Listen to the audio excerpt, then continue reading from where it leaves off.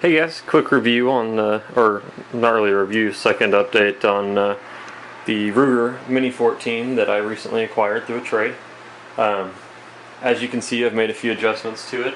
I put the new Tapco intra-fuse stock on it. Really enjoying that. I think it gives it a much more tactical look, which for a poor college student like myself makes it easier to, acquire a more tactical firearm. Which is really kind of what I consider this project to be, is like a poor man's AR-15 build. Not given you don't get the same quality as an AR-15 or the same options. There's just much more options. I mean, an AR-15 is like a Jeep Wrangler. You can buy hundreds of catalogs of just random parts that you can stick on it. And then you have this, which is easy to find parts, but there's very few manufacturers of those parts, so you don't have lots of options. For the stocks, for the most part, the only two that I really found were ATI and Tapco.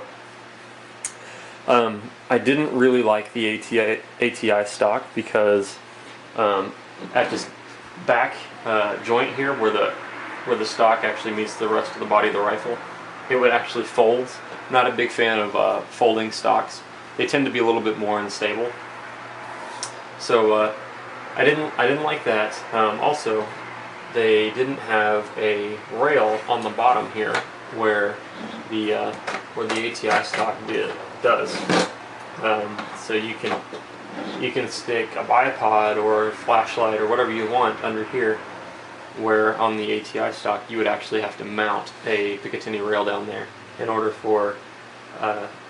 to have the option or ability to add any extra accessories down there. Also comes with this cool little cover, kind of keeps dirt and crap out of your Picatinny rails. Other than that, I think the stock is adjustable. I think it has a 6-point adjustment, so it folds up pretty small. Great for narrow areas. I don't know the exact measurements, but you can look those up.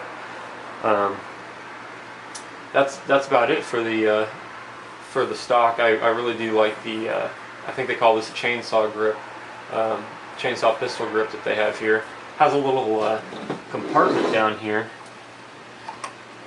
which is where you screw the handle into the rest of the body. But you can store extra batteries if you need to store batteries for maybe your optic or a flashlight. Maybe some spare paracord, some some oh shit rounds, whatever you want to stick in there. It's just a cool little thing to have. Other than that, that's really it for the stock. Seems pretty durable.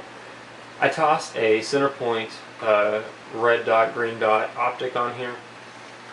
Not super impressed with it. It's the dot itself is very coarse. It's not a fine focus. It's a very coarse focus, which I'm not a big fan of. I really like fine lines, fine dots. Now, given the price point for this was very low, it was very cheap optic, but I was still looking for a little bit more out of it than what it actually gave. I'm actually going to be switching from this to probably a scope. I haven't decided what kind of scope, and actually any input from y'all would be fantastic. If somebody else has a Mini 14 that they've tossed not a super high powered scope, but not a ×2 scope either. Just something in the middle, adjustable, fixed, whatever, just so I can kind of take a look and see if I like it. I'm just looking for options at this point. But on the center point, it did come with these nice flaps to hold or to keep dust and dirt out, which are kind of interesting. I don't know how often I would run those, but I live in Texas, so we do have a lot of dust and crap floating in the air. So when you're not shooting, it is nice to have the ability to cover up those lenses. I'm thinking about taking the barrel and out of the firearm and repainting it, probably Duracoating it like a matte black or a tactical black. I haven't decided yet. But that's it for the firearm. It shoots pretty accurate considering. The first time I took it out, I didn't clean it, didn't oil it. I just shot it exactly the way it came from the trade that I got. As you can probably imagine, it didn't do real well.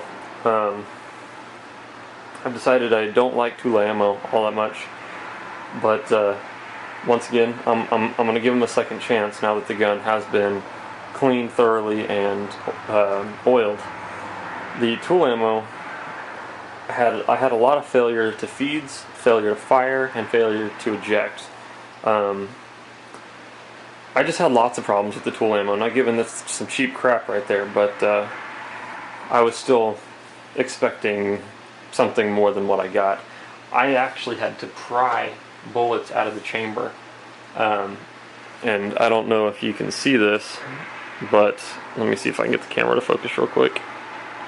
If you look at the tip of the shell casing here, you can see how part of the tip has been kind of torn off, and that was actually the grabber trying to pull the shell out of the barrel to eject it, and it couldn't get it out because the shell actually expanded so much in the barrel that it was wedged in there. It took quite a lot of force to get this thing out. I used multiple pairs of pliers, screwdriver, my Gerber LMF2. Finally, I used one of the accessory can openers on one of my cheap multi-tools and was able to pry it out, but not super happy with the tool ammo. The PMC was the ammunition that shot the best. Had very few failure to fire or failure to ejects. I don't think we had any failure to feeds, and it shot very nicely. I really did enjoy that. The MFS FMJs were not fantastic, but not near as bad as the tool ammo either. They did have a few failure to feeds, not many failure to ejects, but it was, I don't know, it had a weird feeling to it when you would shoot it. It seemed to kick harder with the MFS rounds than it did the PMC rounds. I'm not sure why that is, because they're both 55 grain. So if somebody knows, please shoot me a comment or a PM talking about it, because I was kind of confused about that. But either way, of all of it, the PMC definitely did the best. But then again, it was also the most expensive of the three. I just picked some of this up at my local gun shop. Probably not the cheapest place you could buy it, but it was $7.99 there. I think I paid $5 a box for the tool ammo, and I think $6 a box for the MFS.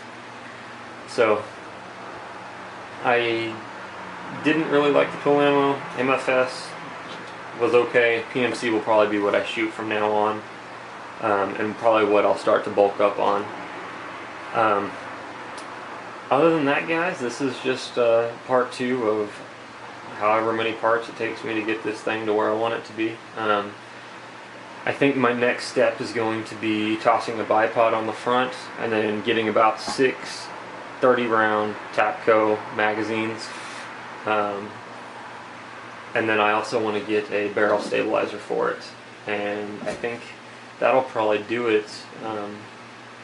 For that, I really enjoyed the project. It didn't cost a whole lot of money, I think, because I got it in a trade, so I didn't spend any money for the gun.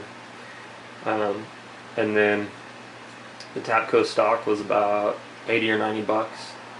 And then the sight was actually lent to me from a friend who had it on a rifle and didn't want the rifle anymore, so he got rid of the rifle and kept the sight and let me have it. So it's been pretty fun to shoot. When I shot it, it was a pretty windy day, so I didn't get a very a good idea. We were shooting at about 150 yards with iron sights, which wasn't easy to do because I live in Texas and we were out in the pasture, so there's branches and grass and everything in the way, and it was difficult to see the target. So we were able to hit it, but we weren't able to get a good grouping. So once I switch the sight to a scope, and I get a bipod on it, I'll probably take the table that this firearm's actually sitting on and go out there and try again, and see what kind of grouping I can get. Other than that, man, this thing shoots great, pretty accurate, but a lot of fun. If you have any questions, comments, anything, shoot me a comment on below. Shoot me a PM. I'll try to get back to you as quick as possible. Thanks for watching, and once again, if you have any recommendations for any accessories, not only the scope, but any accessories you don't see here that you think would be a good investment and good option for this firearm, let me know. I'll take anything into consideration, because this is actually my first firearm that wasn't a shotgun or a pistol. So we're gonna see how this turns out. Thanks for watching, guys.